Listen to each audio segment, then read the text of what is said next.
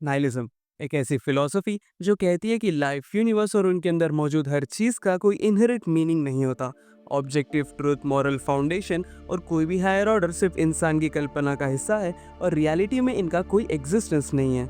एक नाइलिस्ट की नज़रिए से देखा जाए तो रिलीजन, मोरालिटी और ट्रेडिशन जैसे सिस्टम्स इंसान के बनाए हुए कंस्ट्रक्ट्स हैं जो इस इंडिफरेंट और क्योटिक रियलिटी के मीनिंगलेसनेस को छुपाने के लिए बनाए गए हैं। एक नाइलिस्ट की नज़र में human life, natural events, emotions या एक्शंस अपने आप में किसी भी तरह का डीपर मीनिंग नहीं रखते। उनके लिए यूनिवर्स एक ऐसी जगह है जिसमें न मीनिंग है न पर्पस, सब कुछ बस रैंडमनेस और चांसेस से चल रहा है। ये आउटलुक ना कंफर्ट देता है ना क्लैरिटी, बल्कि इंसान को इस अनसेटलिंग पॉसिबिलिटी का सामना करवाता है कि शायद लाइफ का कोई रियल पर्पस ही ना हो।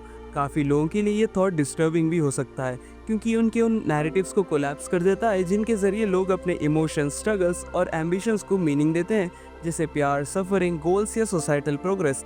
नाइलिज्म कहता है कि इन सब का कोई यूनिवर्सल मीनिंग नहीं होता। नाइलिज्म को अक्सर उन फिलोसफीज के साथ कंफ्यूज कर दिया जाता है जो मीनिंगलेसनेस के कॉन्सेप्ट को समझने की कोशिश करते हैं, जैसे एग्जिस्टेंशियलिज्म और अब्सर्डिज्म। ये दोनों फिलोसफीज भी मानते हैं कि लाइफ का कोई फिक्स्ड या प्री डिटरमाइंड पर्पस नहीं होता।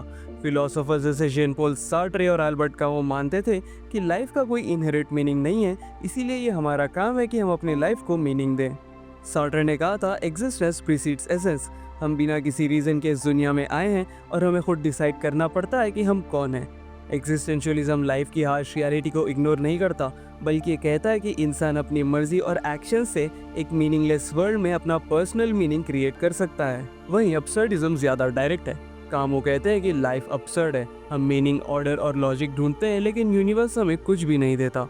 कामो का एक पावरफुल एग्जाम्पल है सिसिफस, ग्रीक माइथोलॉजी का एक कैरेक्टर जिसे एक पत्थर को बार बार पहाड़ पर ढकलने की सज़ा मिली थी और हर बार वो पत्थर नीचे गिर जाता था, फिर भी सिसिफस कभी रुकता नहीं था। कामू कहते हैं उसकी स्ट्रगल बेकार नहीं है। सिसिफस एक रिबेलियस हीरो है जो जानता है कि सब कुछ मीनिंगलेस है पर फिर भी फाइट करता रहता है। उसके लिए स्ट्रगल ही लाइफ का असली मतलब है। वहीं स्टोइसिज्म मानता ही नहीं कि लाइफ मीनिंगलेस है। स्टोइक कहते हैं कि यूनिवर्स में एक रैशनल ऑर्डर है और अगर इंसान वर्च्यू के साथ यानी रीजन और सेल्फ कंट्रोल के साथ जिए तो उसे इनर पीस मिल सकता है। मार्कस ऑरेलियस कहते हैं कि चाहे बाहर से हम कितने भी तकलीफ में क्यों ना हो, अगर अंदर से हम स्टेबल हैं तो लाइफ का पर्पस मिल सकता है। एक नाइलिस्ट को ये भी एक इल्यूजन लगता है, एक और स्टोरी जो रियलिटी से बचने के लिए बनाई गई है। एग्जिस्टेंशियलिज्म, अब्सर्डिज्म और स्टोइसिज्म सब अपने तरीके से लाइफ में मीनिंग ढूंढने की कोशिश करते हैं, पर नाइलिज्म इन सब एफर्ट्स को नकार देता है। वो न किसी कंफर्ट का वादा करता है, न किसी इनर पीस का। नाइलिज्म बस कहता है कि कुछ भी मैटर नहीं करता।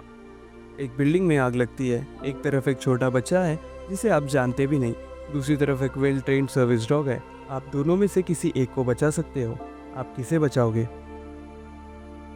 ज़्यादातर लोग बच्चे को बचाएंगे, पर क्यों? क्या ये इंस्टिंक्ट है, कल्चर या एक डीप रूटेड बिलीफ कि हमारी लाइफ ज़्यादा वैल्यूएबल होती है? जब आप ऐसे सवाल उठाते हो तो सारे ऑब्वियस जवाब धीरे धीरे बिखरने लगते हैं।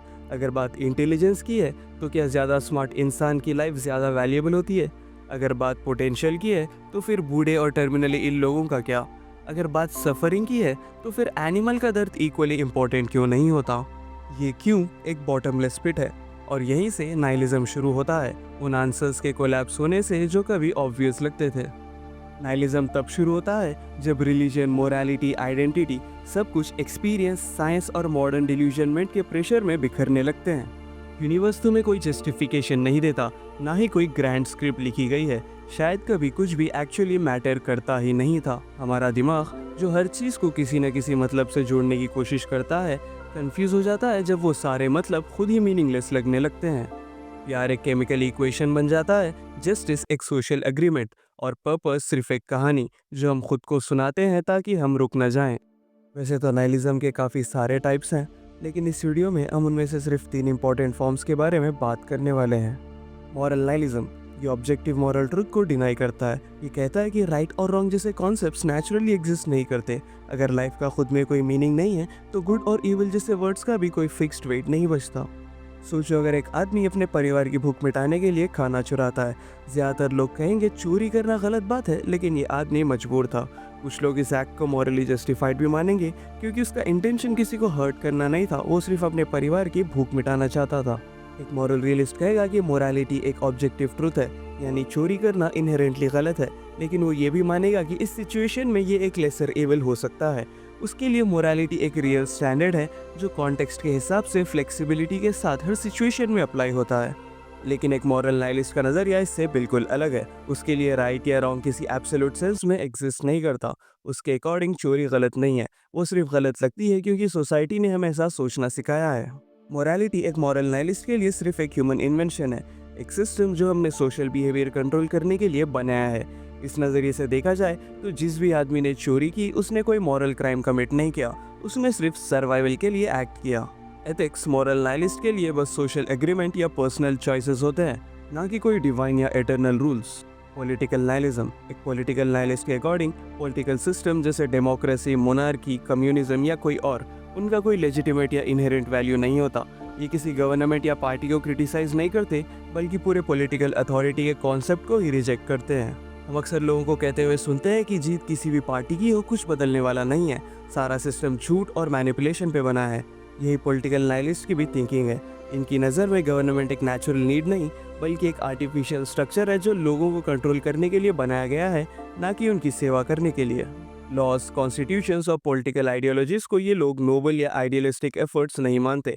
इन्हें ये बस एक डिस्गाइज लगता है जो असली पॉलिटिकल कॉन्फ्लिक्ट्स को छुपा रहा है। एक पॉलिटिकल नाइलिस्ट की नज़र में किसी भी इंसान का दूसरे पर हुकूमत करना अब्सर्ड है। इनका मानना है कि सिस्टम को रिफॉर्म करने का कोई मतलब नहीं है, क्योंकि प्रॉब्लम सिर्फ सिस्टम के फ्लॉज में नहीं बल्कि उसके एग्जिस्टेंस में है। इसी वजह से वो लोग पार्टिसिपेशन को नहीं बल्कि रिबेलियन, रिवोल्यूशन या पूरे सिस्टम के कोलैप्स को ज़्यादा ऑनेस्ट रिस्पॉन्स मानते हैं। 19th सेंचुरी रशिया में कुछ नाइलिस्ट इतने एक्सट्रीम हो गए थे कि उन्होंने स्टेट को ही डिसमेंटल करने की कोशिश की ताकि पॉलिटिकल स्कैंडिटी के इल्यूजन को ही तोड़ सकें। एग्जिस्टेंशियल नाइलिज्म ये नाइलिज्म का सबसे कॉमन और फेमस फॉर्म है, और वही जिसके बारे में हमने इस पूरी वीडियो में सबसे ज़्यादा बात की है। एक एग्जिस्टेंशियल नाइलिस्ट के लिए लाइफ का कोई इनहेरिट मीनिंग, पर्पस या वैल्यू नहीं होता। ज़िंदगी में हम चाहे कुछ भी अचीव करें, फ्यूचर के लिए कितनी भी उम्मीदें बांध लें, इन सब का किसी कॉस्मिक लेवल पे कोई डीपर सिग्निफिकेंस नहीं होता। हम जीते हैं, मरते हैं और वक्त के साथ जो कुछ भी हमने किया होता है सब धीरे धीरे मिट जाता है। इस बड़े से यूनिवर्स में हम सिर्फ एक छोटी सी जगह लेते हैं, एक ऐसा यूनिवर्स जो ना तुम्हारी परवाह करता है ना तुम्हारे प्रेजेंस को नोटिस करता है। इस पर्सपेक्टिव से देखा जाए तो what is the point of anything जैसे सवाल का कोई कॉन्क्रीट जवाब नहीं मिलता, शायद इसीलिए क्योंकि कोई जवाब है ही नहीं।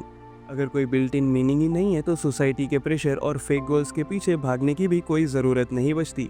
एग्जिस्टेंशियल नाइलिज्म का मतलब हमेशा डिस्पेयर नहीं होता, बल्कि ये हमें समझाने की कोशिश करता है कि ऑब्जेक्टिव मीनिंग एग्जिस्ट नहीं करता।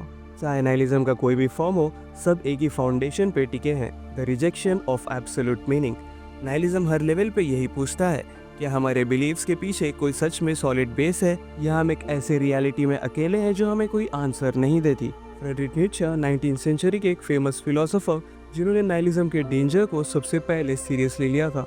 उनका famous code God is dead एक वार्निंग थी। नीत्शे कहते हैं कि जो हमारे पुराने स्पिरिचुअल और मॉरल फाउंडेशन से वो कोलैप्स हो चुके हैं और उनके बिना हमारे सामने सिर्फ एक खाली मीनिंगलेस यूनिवर्स बचा है।